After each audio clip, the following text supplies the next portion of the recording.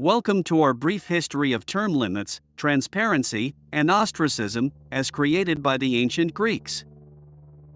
The ancient Athenians wanted to avoid tyranny, or one-man rule, at all costs, and thus they invented or adopted the ideas of rotation, accountability, and the use of the lottery.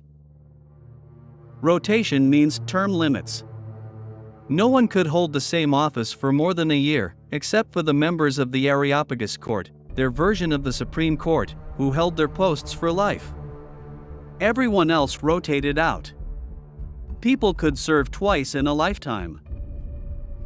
Another safeguard against tyranny was for committees to make all decisions rather than letting one man, unsupervised, gain too much prestige. All city jobs, paid or not, from army general to sewer commissioner, were staffed by 10 men, one from each tribe. 10 people had to make every decision. It boosted accountability, but it's a wonder anything got done. These committees were selected by lottery, one man from each tribe for a board of 10. Only generals and treasurers were elected by public vote.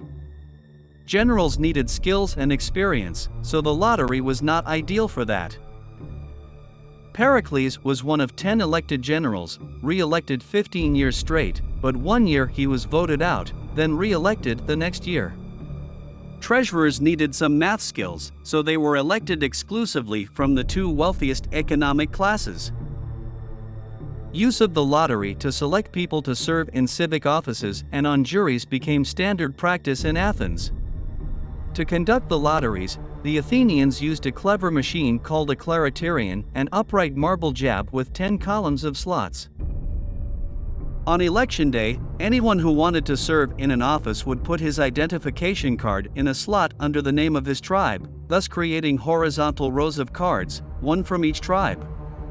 When the grid was full, white and black balls were fed into a cone. The balls randomly dropped down into a tube next to the slots.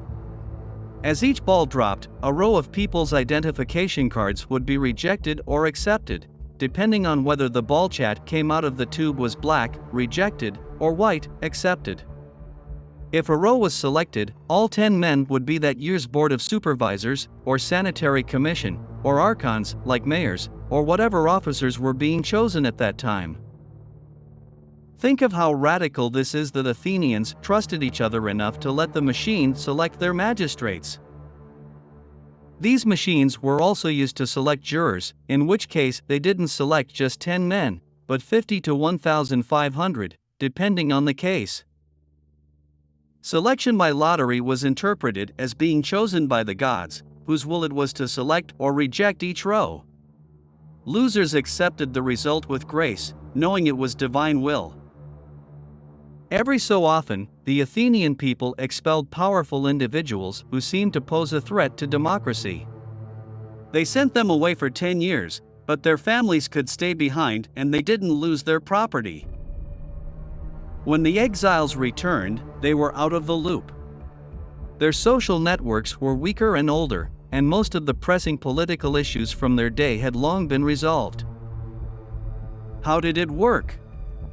Over the course of a specific 3-week period, Athenians would consider who, if anyone, ought to be ostracized. On decision day, citizens brought to the city center broken potsherds. The Greek word is ostrakon. At home or on the way, they scratched a name onto the piece of clay. When they got downtown, they would drop the piece into a clay pot. If any one person's name appeared on 6,000 or more potsherds, he would be ostracized.